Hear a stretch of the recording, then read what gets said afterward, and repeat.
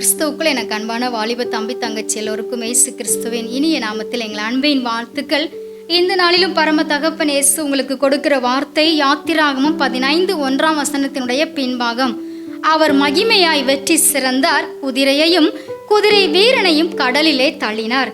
எனக்கு அன்பான வாலிப தம்பி தங்கச்சி, அன்று எகிப்திலே இஸ்ரவேல் மக்களின் உபத்திரவம், வேதனை, பெருமூச்சு எல்லாவற்றையுமே கர்த்தர் கேட்டு அவர்களை மீட்டெடுக்க மோசேக்கு தரிசனமாகி அவர் மூலம் பார்வோனுக்கு அன்றைக்கு பல தண்டனைகளை கொடுத்து அதன் பிறகு கடைசியாக அந்த பார்வோன் இஸ்ரவேல் மக்களை எகிப்திலிருந்து புறப்பட போக சொல்லிவிட்டு மீண்டும் பாருங்க, அந்த இஸ்ரவேல் ஜனங்களை தனக்கு அடிமையாக்க உடனே தன் ரதங்களோடு கூட இஸ்ரவேல் ஜனங்களை விரட்டி செல்லுகிறான். ஆனால் கர்த்தர் இஸ்ரவேல் மக்களுக்கு முன் இருந்த அந்த சிவந்த சமுத்திரத்தின் கடலை இரண்டாக பிளந்து அதன் நடுவிலே வெட்டாந்தரையிலே தன் ஜனமாகிய இஸ்ரவேலரை நடந்து போக பண்ணினார்.